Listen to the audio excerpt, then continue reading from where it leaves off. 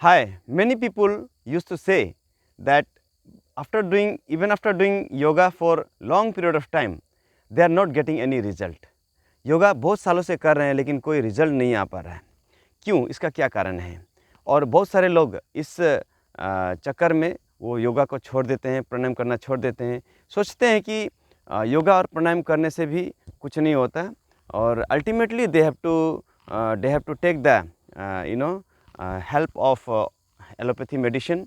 उनको allopathy medicine खाना ही पड़ता है और एलोपैथी मेडिसिन खाने से ही उनका बीपी, शुगर और जो भी कुछ रोग है, जो भी छोटे छोटे बीमारी, सर्दी खांसी जो भी कुछ है, वो उनका ये जो है एलोपैथी मेडिसिन खाने पर ही ठीक होगा। योग और प्राणायाम से कुछ नहीं होता है। आयुर्वेदिक ये सब झूठा दिलासा है, इसमें कुछ भी नहीं होता और ये जो है एक गलत धारणा है। तो इस तरह का जो है बहुत सारा कमेंट लोग शेयर करते हैं मुझसे, अपना प्रॉब्लम्स बताते हैं और इस तरह का समस्या होने के कारण वे मुझे बताते हैं कि वे योग और प्राणायाम बिल्कुल छोड़ दिया है। उन्होंने पहले किया था लेकिन उसके बाद जो है उनका विश्वास टूट गया है और वे योग और प्राणायाम बिल्कुल पूरी तरह से अब छोड़ चुके हैं। तो मैं उन लोगों को ये चीज़ बताना चाहता हूँ कि क्या आप लोगों ने योग और प्राणायाम सही प्रकार से किया, सही तरीके से किया? क्या कोई एक मेंटर की सहायता आपने ली या बस यूट्यूब में वीडियो देखकर या स्वामी रामदेव का वीडियो देखकर ही उन्होंने अपना घर पे अपना करना शुरू किया, बिना कोई गाइडेंस के, बिना कोई जो है कोई तरीका बिना अपनाए और बिना कोई प्रक्रिया कि अगर आप योग करोगे तो आपको डेफिनेटली कोई रिजल्ट नहीं आएगा। You will not get the result if you will not do yoga and pranayama in a correct way. In order to get the result, you must have to do yoga and pranayam in a correct way. Then only you will get the result. Timing is very very important. आप खुद से पूछो कि आप कपालभाति कितने समय करते हो दिन में? आप सुबह और शाम 2 टाइम करते हो कि नहीं? अगर even if you are not doing 2 times, at least 1 time you have to do in a correct timing. Timing का मतलब होता है कि जैसे कि आप कपालभाति करते हो तो कितने मिनट करते हो? Most of the people use to do it for 1 to 2 minutes. बस 100 बार 200 बार करते हैं और बस सोचते हैं कि बस हो गया आज के लिए। उतना पेशेंस ही नहीं होता लोगों के पास कि वे कम से कम आधा घंटा कपालभाति करें।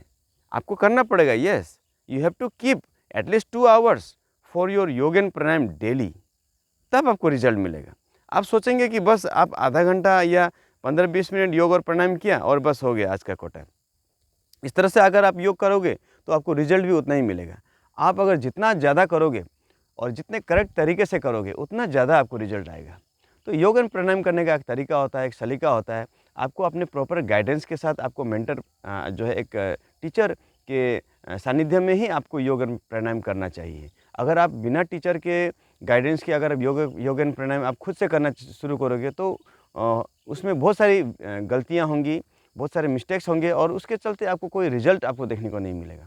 इसलिए the best way is that you have to take the help of the senior people, those who know yoga, those who have certified trainer, and after that you have to do it regularly, consistently करना बहुत ज़रूरी है। बहुत बार ऐसा होता है कि हम लोग 2 दिन करते हैं अच्छी तरह से, लेकिन उसके बाद डिमोटिवेट होकर फिर 2 दिन नहीं करते हैं, फिर उसके अगले दिन करते हैं। इस प्रकार से अगर आप योग करोगे तो कहाँ आपको रिजल्ट मिलेगा? आपको रिजल्ट डेफिनेटली नहीं मिलेगा।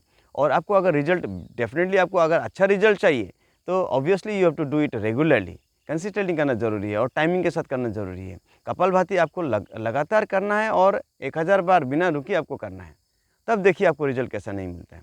और देखना है कि आपको अगर आपका बीपी अगर बढ़ा हुआ है, प्रिकॉशंस आर वेरी इंपॉर्टेंट। आपको देखना है कि अगर आपका बीपी बढ़ा हुआ है तो कपालभाति ज़ोर ज़ोर से ना करें, धीरे धीरे करें।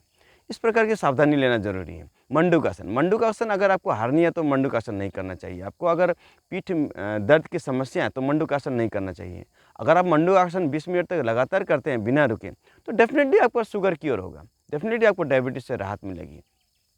तो these are the thing you have to remember. So if you will do this one anulom vilom आप लगातार करते हैं, हाई बीपी से आपको डेफिनेटली आपको राहत मिलेगा।